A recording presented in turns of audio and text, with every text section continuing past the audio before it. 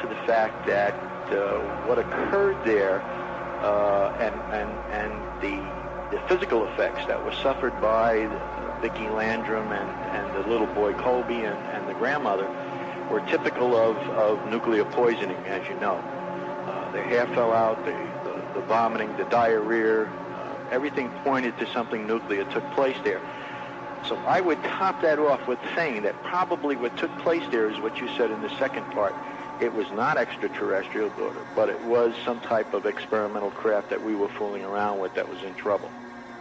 Okay, now, this case initially received a tremendous amount of public interest, publicity, and as a matter of fact, at one point, the women were attempting to sue the federal government. That's correct. They used Peter Gersten. Yes. However, as in many cases that are publicized like this, the skeptics immediately jumped on it.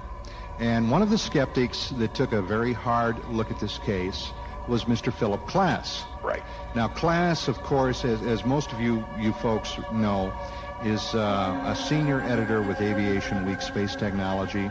Klass is, by his own, I guess, publicity, he's called the Sherlock Holmes of UFO research, UFO events. And Klass tried to state that it would be virtually impossible.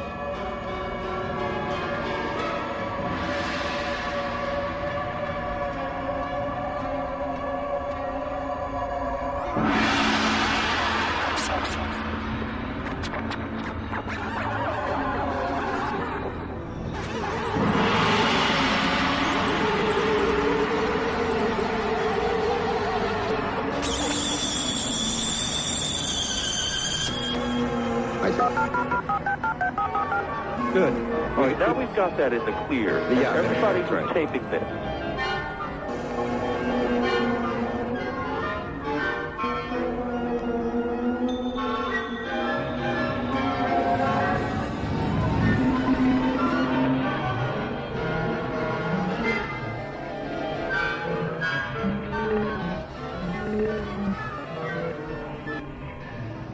The ones in Williamsburg and Grottoes here in Virginia reported cone-shaped objects. There are all kinds of shapes and sizes, it seems. I asked Mr. Hall if there was any explanation of why there were so many different shapes and sizes of these things. Well, actually, it seems like there's a large variety of types of UFOs reported, but they boil down to maybe 8 or 10 distinct types. They're usually disc-shaped or egg-shaped or cigar-shaped. The cone-shaped is a little rarer, or has been until recently, but there are such reports described in the UFO evidence, including one just about 2 years ago of about 5 separate groups of policemen in Ohio who saw cone-shaped objects maneuvering around. Mr. Hall, do you have any explanation as to why there are so few reports of cone-shaped objects? That might be the late model. Well, maybe that sounds a little ridiculous, but let's remember, if you were a little spaceman up there looking down upon us, you would probably wonder, too, why there are so many different types of cars running around. One of the other men we talked to, you've heard from him already, Mr. Paul Dickey, has for us a story now which he was a witness to, as were many other people, which took place during January, a sighting occurrence in Washington, D.C., which involved more than just the UFO. I asked Mr. Dickey if he would mind explaining exactly what happened that day. Yes, I'd be glad to. It happened about 20 minutes past 4 o'clock in the afternoon. One of the engineers was closing the window in the building that we work, and noticed to be looking out of the sky above the monument, noticed these peculiar objects and called a friend of mine. He went down there and immediately called me, and a whole crowd of us congregated at the windows. And in general, there were 2 clumps or 2 major groups of whitish almond-shaped objects which were being chased by a jet aircraft which had delta wing shaped wings on them.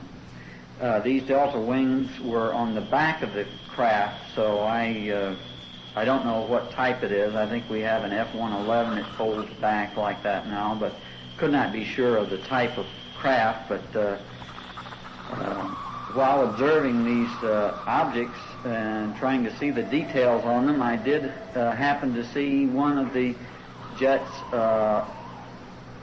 pursuing it and turning right behind one of these objects.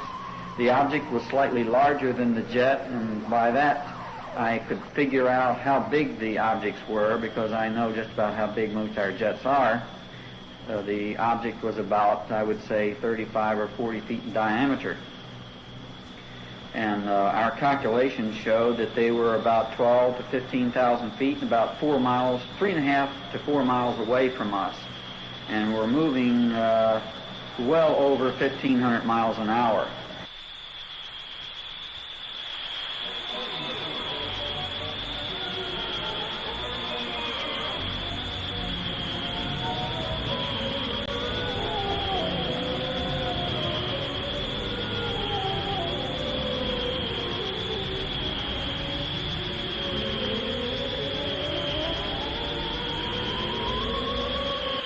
Last night, when I looked out, I saw a great big light in my backyard.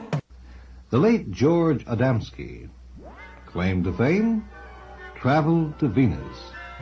And I saw a funny little man with a great big head step out. He told reporters in Washington, D.C., well, anyway, they took me on a little trip, and that's when I saw this, what they call firefly effect. I could only describe it that way because they were flickering everywhere in different colors.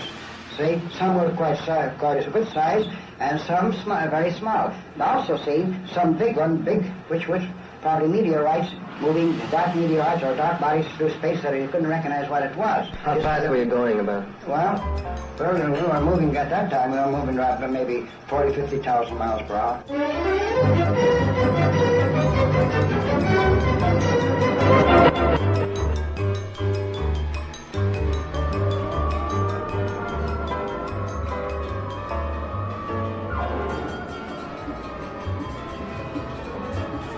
In fact, as of 1988, as one quote, there is at least one alien working with the U.S. government. It has been confirmed by a physicist that the United States government has actually established contact with extraterrestrials. This claim was made on American television in October 1988 during a 2-hour documentary on the subject, which was shown also in the Soviet Union, or at least there was collaboration with the Soviet Union on the program simultaneously when it was broadcast. And it has been shown in a number of other countries, and at least 2 intelligence agents appeared on this program and confirmed that there had been contact, it had been established. Further,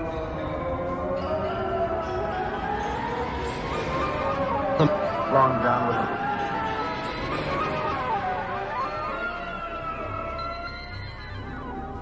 What you can do, I think, is get the tape and pick up your phone so you have a dial tone.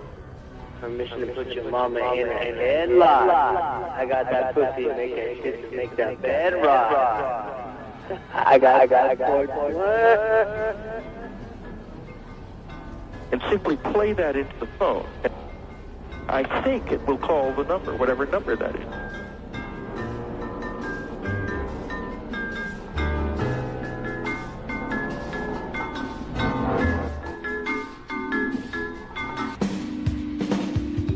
Begin to say, we have come to tell the leaders of the earth to stop destroying their land.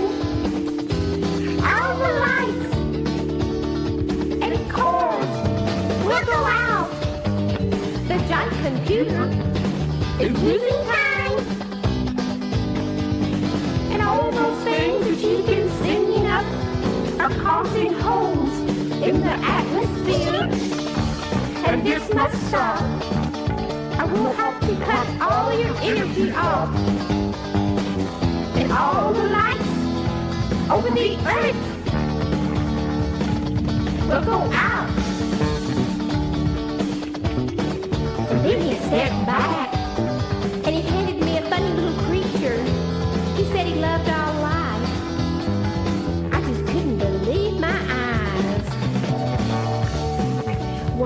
Please help me tell the leaders of the earth. Stop building all those dangerous things. Please won't you help me tell the leaders of the earth. Stop building all those dangerous things. Why, he even said that people were getting sick all over the earth from those dangerous nuclear weapons and such. He said they had a God just like us. Please, won't you help me tell the leaders of the earth? Please, won't you help me tell the leaders of the earth that the UFOs have landed and they're here upon the earth.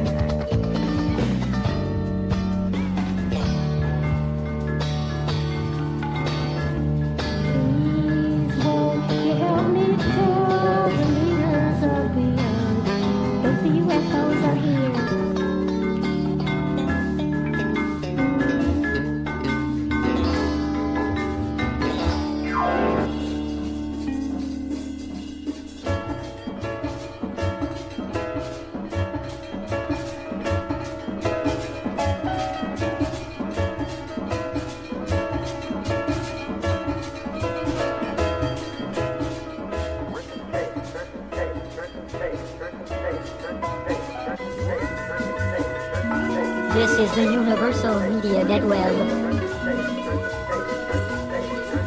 Over the edge, Yeah.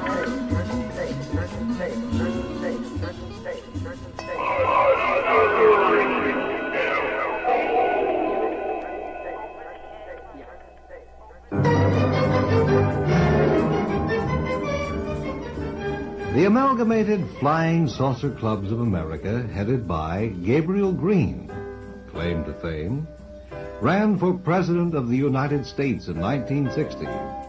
First, a word from his campaign manager. It might be interesting to note also that the Prime Minister of Japan was due to land at Andrews Air Force Base just a few miles away, 1/2 hour later than our official visitors. That report from Mr. Dickey concerns a sighting in the Washington. Well, when I was 19 years old, I met a spaceman on the highway near Paris, Texas. He came out of the woods, and believe it or not, he was actually looking for something to eat.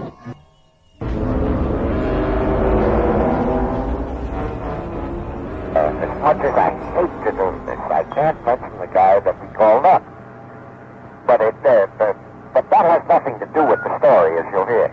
Ed Murrow and I went to Ed Murrow and I said, I think the biggest story in the world is flying saucers, if there are really such things. I said, now let's you and I do a documentary on flying saucers. I said, now who do you know in Washington that would know if there are flying saucers, or who would tell us that it's just a fool's gold and we should forget about it? And he says, I got the guy, General so-and-so. And we called the guy up. And the guy said to Ed, he said, now look, don't get me in this thing. I don't want to get near it. It's too hot down here. I don't want to handle it. And you might as well forget about the project. You'll get no cooperation.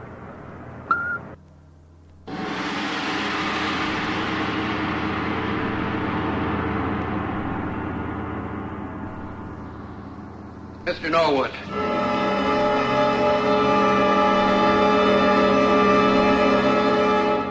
What the devil were you doing up there? Dodging that bogey. Bogey? What bogey? The UFO, the flying saucer.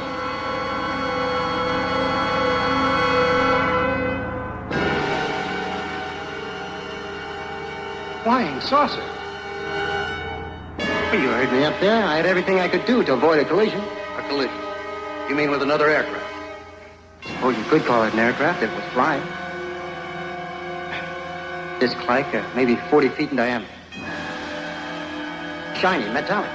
Well, then, if it was metal, as you say, it appeared on radar. Something that size would have to miss. McDonald, why haven't we heard about this? Well, sir, all I saw was the 109 and the chase plane until I lost picture due to static. Pete, it had to be there. Norwood, I'm going to be honest with you. Indications are you saw a mirage. Sir, this was no mirage. It was real. I don't know what else to call it. It was a flying saucer. No mirage. Real. It was solid metal, the sun glinting off it. The sun glinted off it. Now, just a minute. Blanchard, tell us what you told us a few minutes ago. Fred, that thing I chased, that flash of light, weather people confirm this now. It's due to an inversion layer. Now, Blanchard, tell him what you told us. The sun glinting off the cold air, giving the impression of... Impression of a flying object. I can tell illusion from... Can you, Norwood? Maybe down here you can. But up there, in an untried aircraft, in a condition verging on hysteria, that I doubt. On hysteria? Yes, hysteria. Look for yourself. Here it is. Blood pressure soaring. Pulse racing. Evidence, Mr. Norwood. And radar indicates that you were up there all by yourself. Evidence, Mr. Norwood. Suggesting that you risked destroying the 109 to avoid collision with a mirage. It may not be the first time it's happened to a pilot, nor the last. But, Mr. Norwood, it's the last time for you in the 109.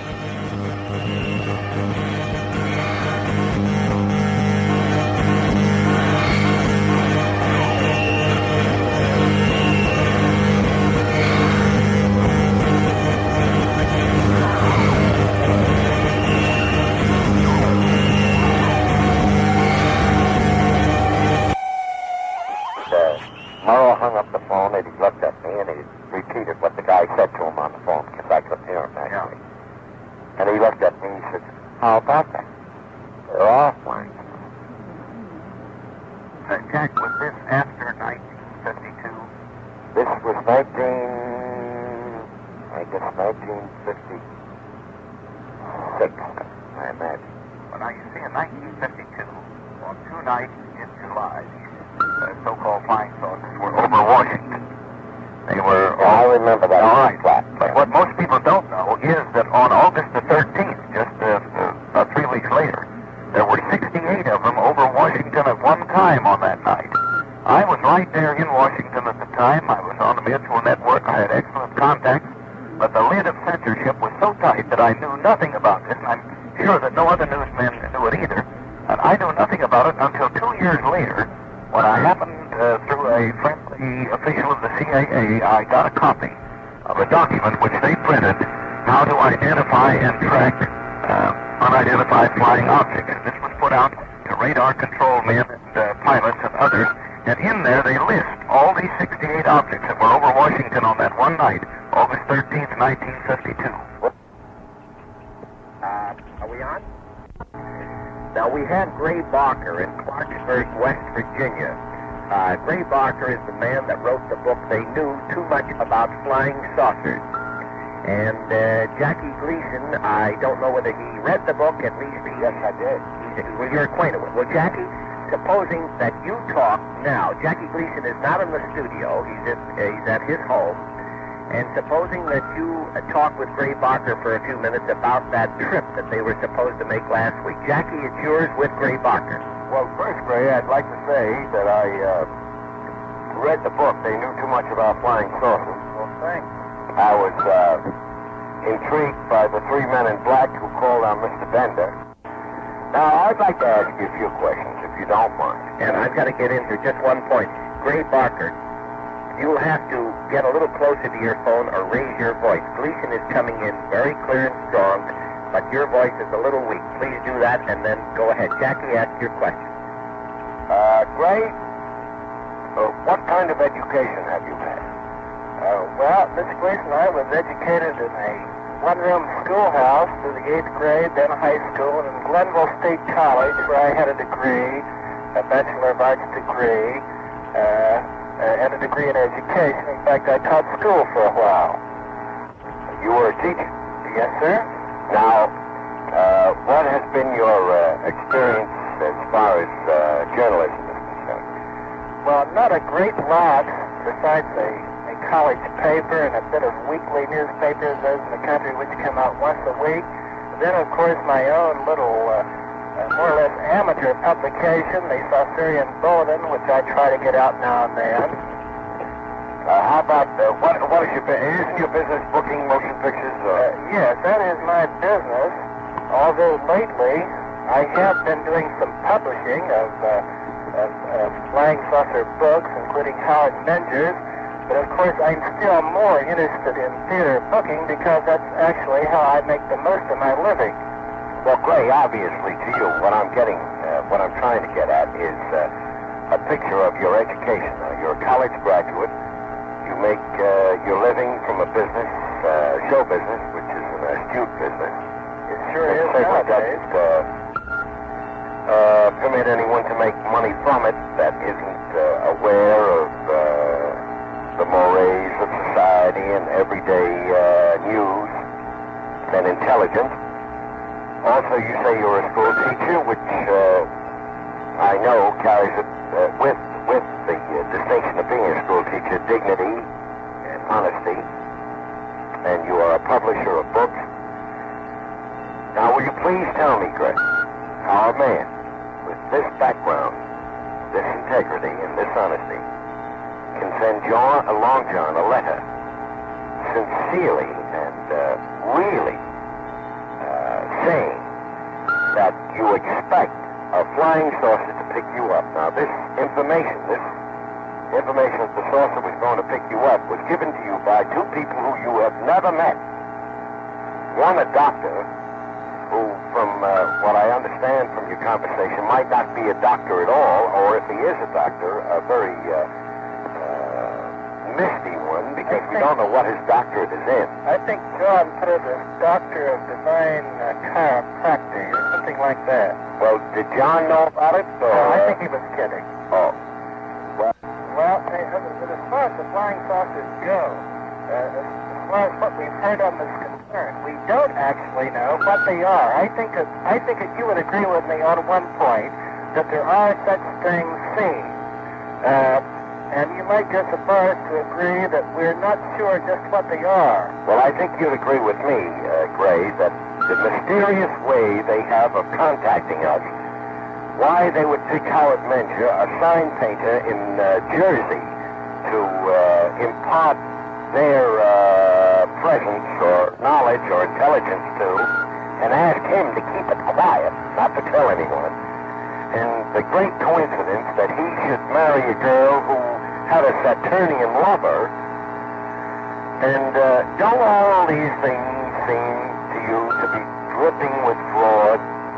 Well, as far as Howard Menger is concerned, first of all, in the Saturnian lover bit, we'll have to admit one thing, that it did make a very nice plot. Of course, Howard Menger fits into all of these contactee stories. Why? Because he has met people... because he's had the goal. Because he has the goal to barefacedly say that he has met these people. That's the only reason. A great many people, including Adamski and Truman Butler, etc., have said they met people from outer space. Now, I'm skeptical, even though I may publish their books, but I can't say for certain. I can believe in the back of my mind, well, they didn't, but I can't be certain that they didn't. All right, let me just remind our listeners again that Jackie Gleason is talking from his home. And a gentleman by the name of Gray Barker, the man that wrote the book They Knew Too Much About Flying Saucers, is talking from his home in Clarksburg, West Virginia. My name is Long John. I'm talking from the 24th floor of 1440 Broadway. Gentlemen, continue your conversation, please. John, you are taking my part quite often enough. I'm not taking any part. Well, you take my part. Will you talk a little louder, please, Yes, Gray? I will. Yes, I'll speak up. All right. What do you want me to do now, Gray? If I get in trouble, just take my part. In trouble? Well, yeah, if they get rough on me. No, I don't mean to be rough on you, Gray. I know that you're in the book publishing business, and I know that provocative books make money. And I'm in a business too, where my performance is provocative. I make money, and I theatricalize several things that I do to make my performance enhanced. And some of the things I do are theatrical. So I can understand someone who publishes books making those things theatrical and the presentation of books theatrical. But is it I would love to speak to Howard the manager and ask him, doesn't he feel terrible married to a woman that went with another guy from Mars? Hello, Gray.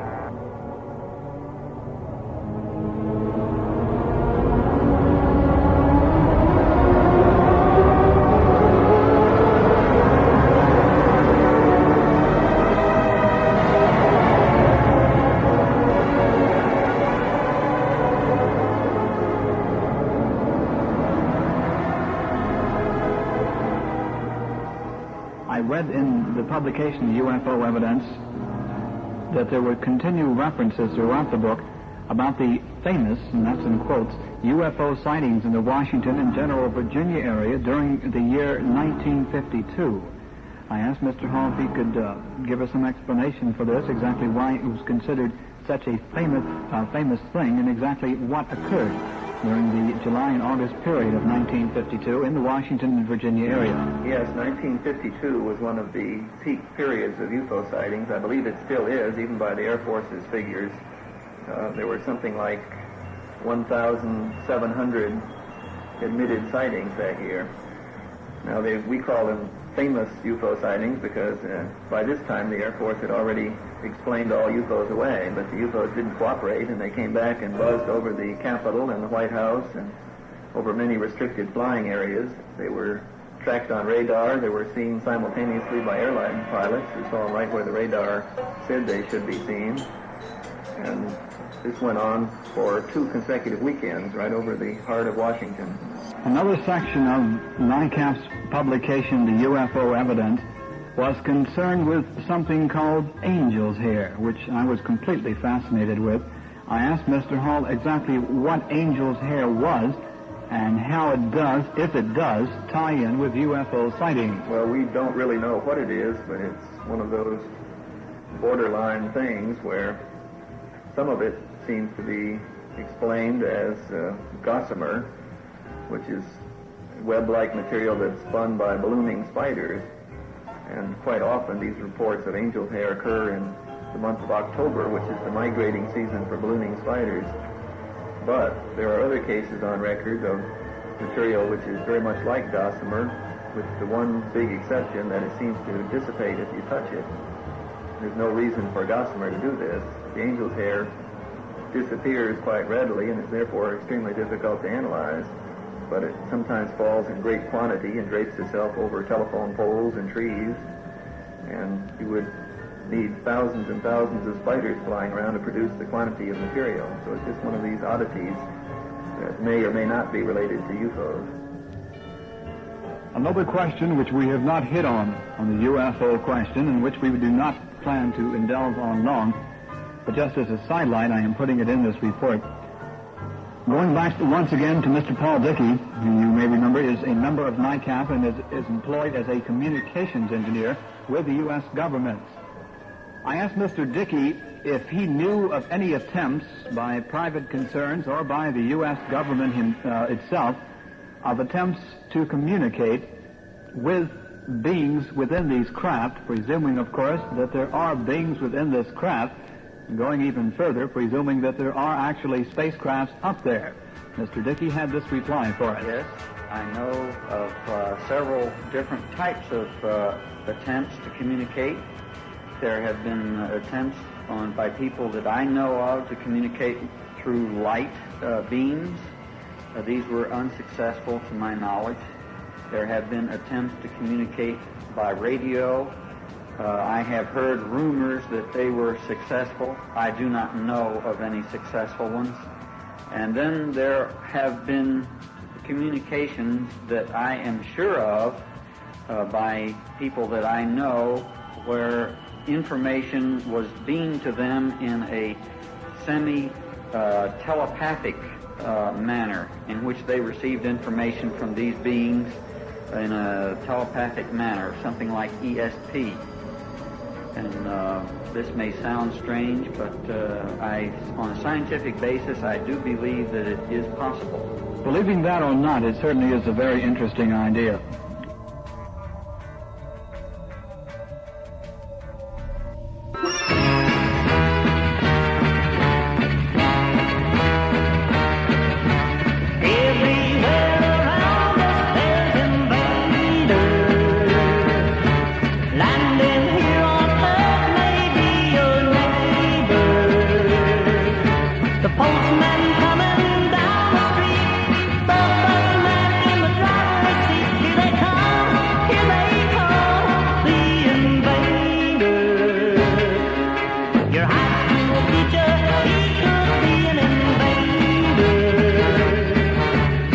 ticket man down at the local theater. That cold hot for the traffic cop, even the barber at the barber shop. You better watch, you better run from the invader.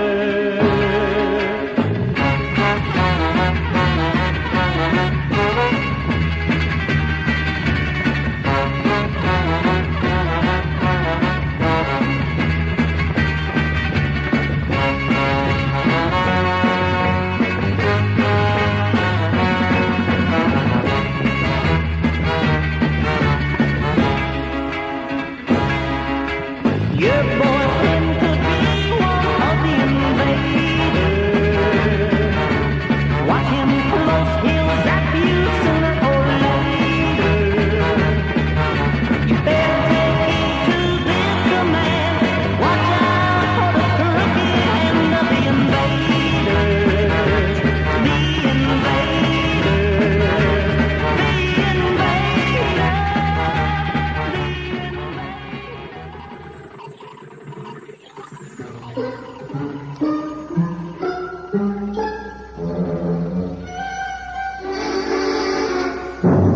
Now, the candidate himself, Mr. Gabriel Green.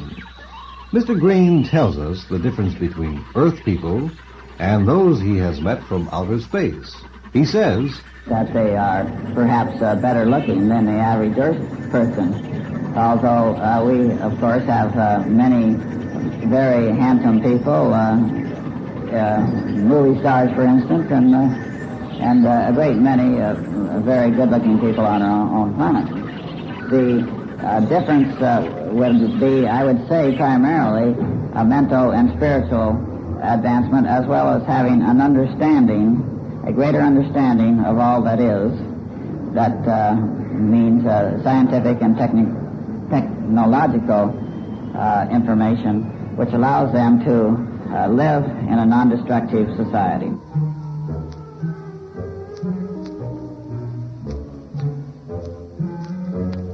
This was on November 4th, the following and day. Daniel Fry. Yes, this past November. His experience at White Sands, New Mexico, approaching a spaceship that had landed in the desert and touching it. I stepped forward and very gingerly applied one fingertip to the surface of the metal. It was only slightly above air temperature, but it had a quality that is difficult to describe. It was exceedingly smooth. It was more than that. It was exceedingly slippery. In fact, it was impossible to produce any friction between the tip of my finger and the surface of the metal. The metal was hard, that is, it did not indent under the pressure of the finger, but the finger simply drifted around on the surface. This was one of a number of subsequent things which occurred which couldn't possibly occur in our thinking today, and left me in a state of wonderment. I then began to stroke the surface with the palm of my hand, and at that point I was addressed by a voice. Upon recovering from my surprise, I assumed that it was a voice which was being reproduced by some sort of transducer from within the craft. But the voice was in the English language and in the American idiom. The only thing that distinguished this voice, or its usage, from the American language is the fact that the idiomatic phrases in many cases were not used in the exact way that we would use them. They always made complete intelligence, but they were interspersed in places that we would never put them.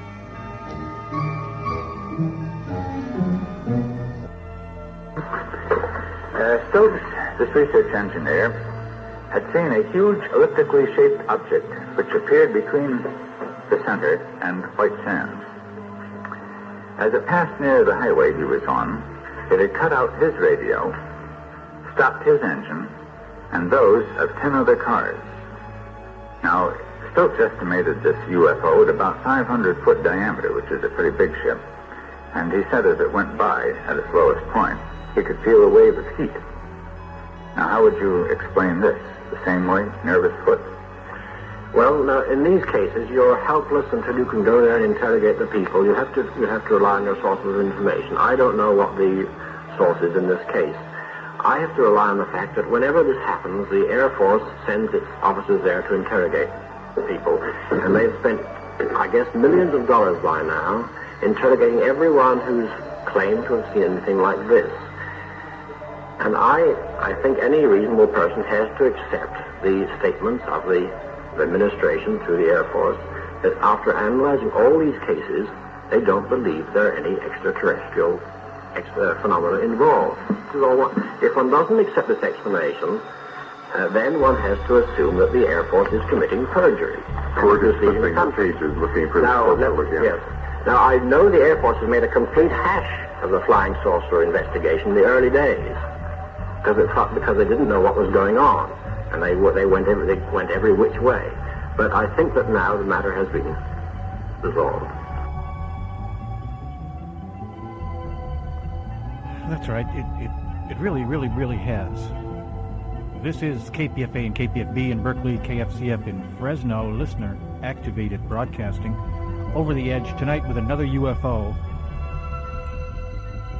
Subcategory A, UFO radio. Major Aho. Regarding this discussion of military personnel and what the Air Force is doing, etc., I'm aware that there are a number of things about this New Mexico situation that have not come altogether to light.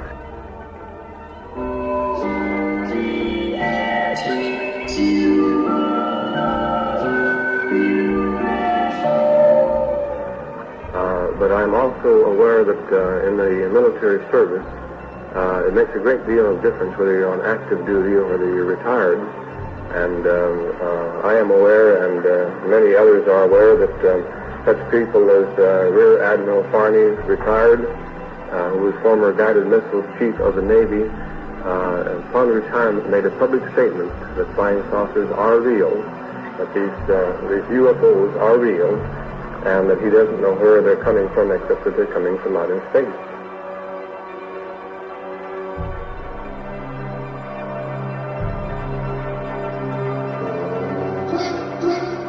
So much for the way out observers of flying saucers.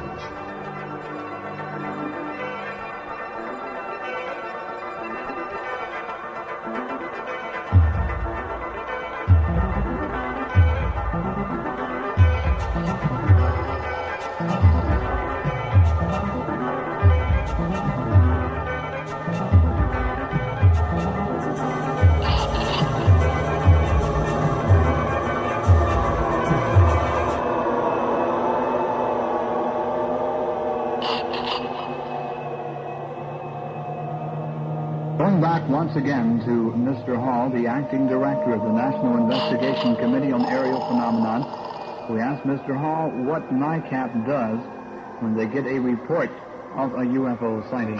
Whenever possible, we try to go right to the witnesses and to get first-hand information. We have investigation units scattered around the country that go out in the field equipped with tape recorders and Geiger counters and other detection equipment. We try to get the first-hand information to check out possible explanations, to check on character, background of the individuals concerned. We do have a standard UFO report form, which we try to get witnesses to fill out. My last question to Mr. Hall, the acting director of NICAP, was, quote, Mr. Hall, have you ever seen a flying saucer? No, not really. I saw one light phenomenon several years ago at night, but I wouldn't consider it a good UFO report. I couldn't explain it, but I couldn't even be sure it was a solid object. It was just a light darting around and back and forth. But I'm not the type that holds that seeing is believing, because I believe in Australia and I've never seen it.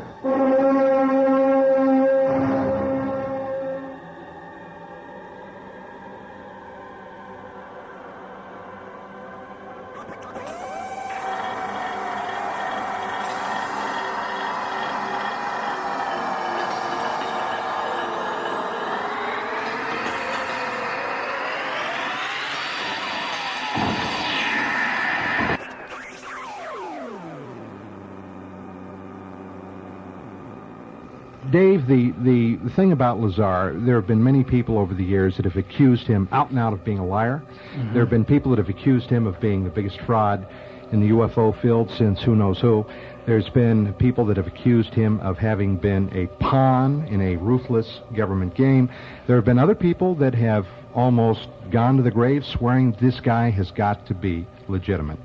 After all, he was aware of when tests of certain exotic aircraft were taking place. He knew the place to go to. He knew the time to be there. And he took some of his buddies along to videotape it. Mm-hmm. So that tells me that there had to be something there. Right. But it perhaps wasn't what it necessarily was purported to be. Correct, and I think we have to look when we look into Lazar himself. I think we have to look at the connections to Lazar and the site. I'm not breaking any news here to say that John Lear, the disinherited son of Bill Lear, was disinherited because of his CIA involvements and because of Bill Lear's rabid dislike for the agency and the way they had treated him. What about all these other people, many of them, as I'm sure you've heard if you've been listening, who sound quite normal in every other way, who believe, I would say even a great majority of them. What do you say to that? I say that their voices don't sound familiar to me. They're not your regular callers. Well, what does that have to do with the nature, though, of the... They were planted out there. Oh, planted? Yeah, the majority of autodialers, as this appears to be, will not autodial if they do not detect a dial tone, so I'm not sure what's happening here.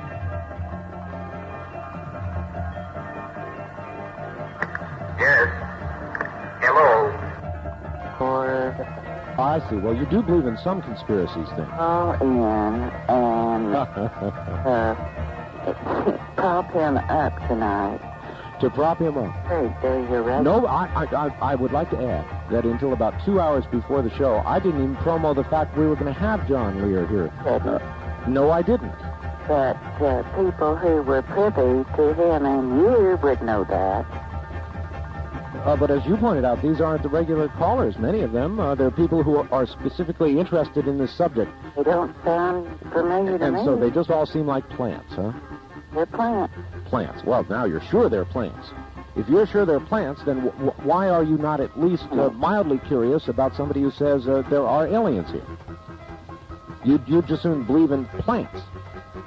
I think that you have planted some seeds out there. Seeds? Human seeds. Oh, goodbye. I've got to go. In some of their dealings. Now, not to mention John's little flights of, shall we say, fancy. That's right. John Lear's also... I can't, really sorry. He said, I'm really sorry. He said, I'm really sorry. I can't say anything. And I found it very interesting how everyone wants to cover this up. Another thing, John, I was hoping to get to talk to you about, I work with someone whose father is a biologist at test site, and he claims that it's possible he's a clone.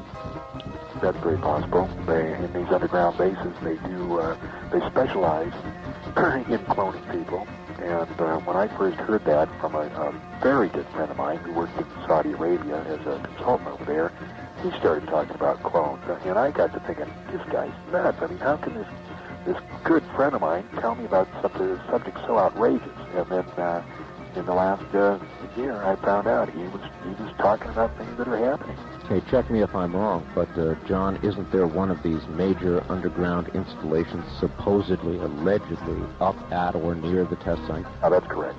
As a matter of fact, I just got a map from a guy, a contact, who drew exactly where it was.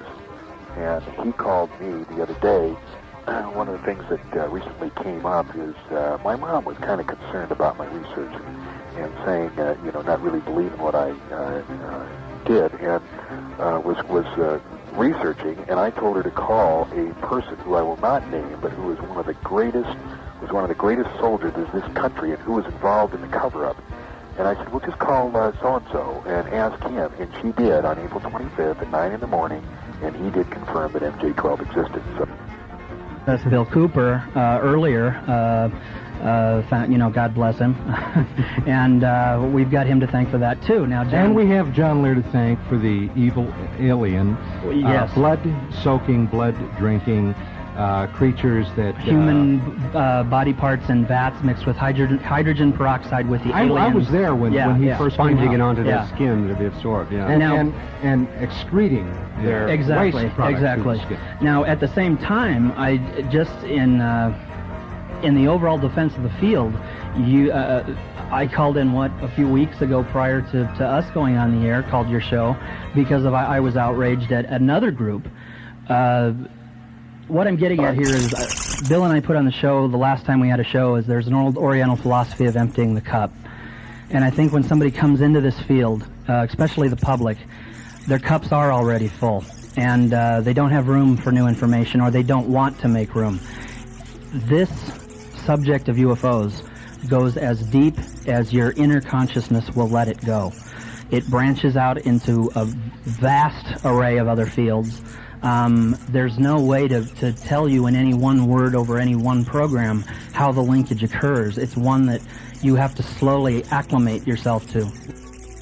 But probably more than any other field, this field has been a fertile ground for the fringe, the nutcases, Did you listen by chance last week to the show here, UFOs Tonight, on the Art Bell thing? Seeds. Human seeds.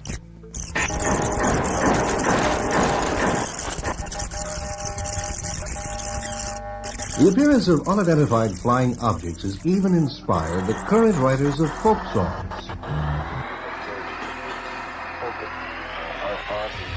On the vortex, create some kind of create to be possible for these dimensions transfer, and that, how come they show up at that time? All right. Does that mean that there's 11 different dimensions? There was 11 different dimensions at the creation of the universe. We don't know how many are currently there, but we do know that we're only aware of 3 plus time.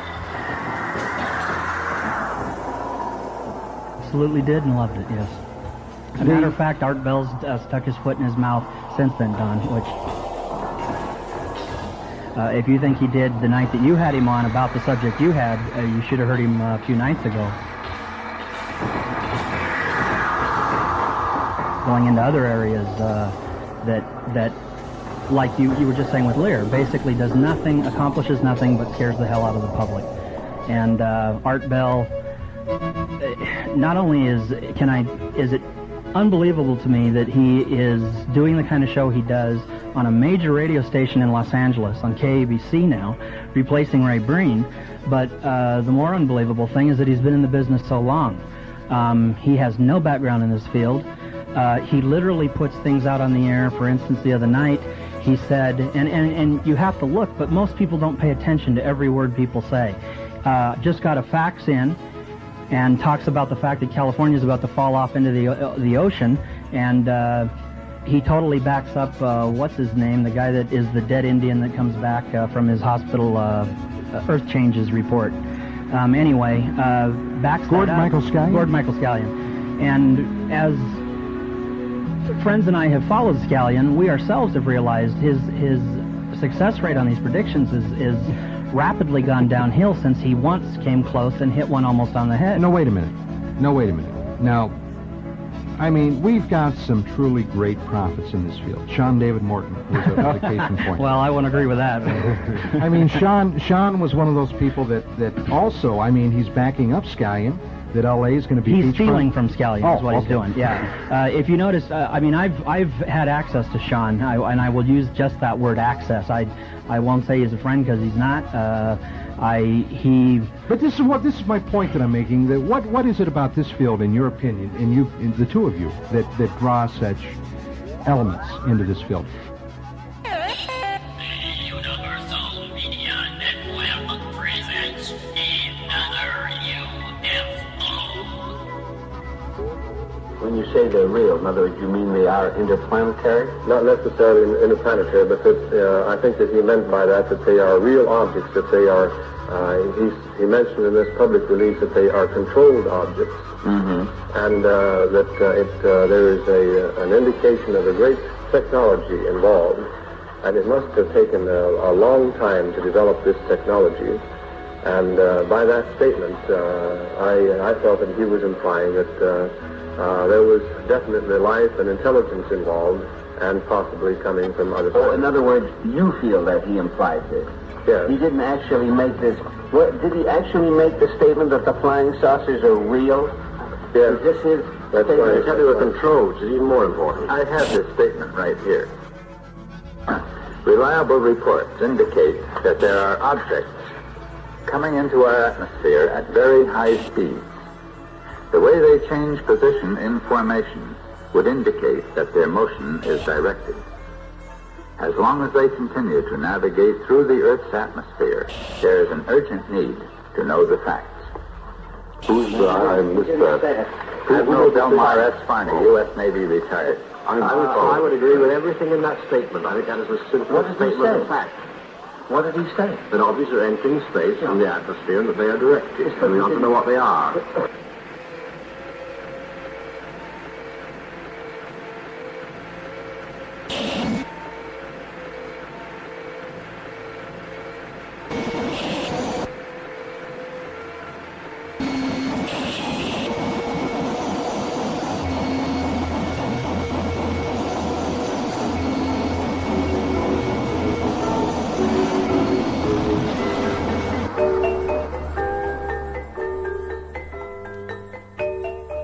But anything new that is contradictory to the general trend of thinking or thought, it's just almost impossible for it to come out and assert itself if it is in contradiction to what the general belief This is a complete misunderstanding. This is not true. If a new thing comes out, there's often resistance to it. But in a very short time, never under any circumstances, more than a few years, anything new and important, which is true, comes out, it is very quickly accepted, and after a while there is no further controversy about the matter. The best proof of the non-existence of spaceships from other planets is the fact that we are still arguing about it years after they're supposed to have landed. If they really were there, for example, this would have been settled completely without any shadow of doubt, just as there was no doubt that the Wright brothers flew after a year or so. I think it'll be completely settled within a short time. I don't think there'll be any doubt except in the minds of what I like to call hardheads. There's nothing wrong with being a skeptic. Every person is skeptical about That's not true. No, the trouble is that there are thousands of people who are not skeptical, and that's the trouble with this whole flying saucer business. There are thousands of people who are not skeptical enough.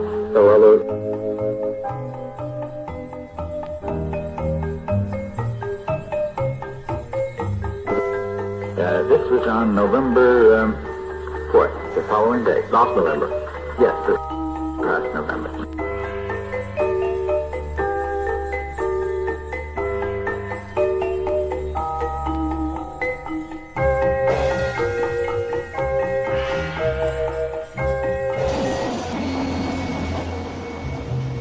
We all knew there were no such thing as flying saucers. We all knew that no such thing could be. Scientists offer many logical explanations for the crazy things we were supposed to see. The Universal Media Network presents another UFO. They were weather, they were real, they were optical illusion or alcoholic delusion. We all knew that. And who knows? One day it may become as immortal as Greensleeves.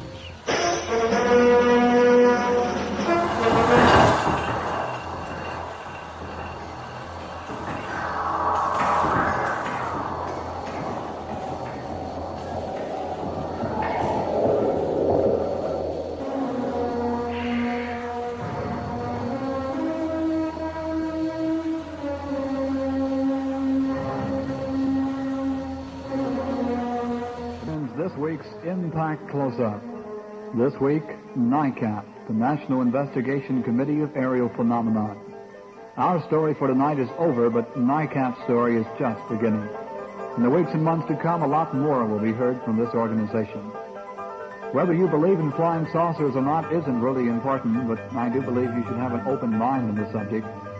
If you do believe, or would just like more information on the idea itself, you may join NICAP for a yearly fee of $5. This entitles you to at least 6 bulletins a year, a bulletin referring to the UFO investigator. And for an additional $4, you can purchase the UFO evidence. If you just like the UFO evidence alone, the price is $5. NICAP's address is 1536 Connecticut Avenue, Northwest, Washington, D.C. By the way, I, too, have never seen Australia, but I believe in it.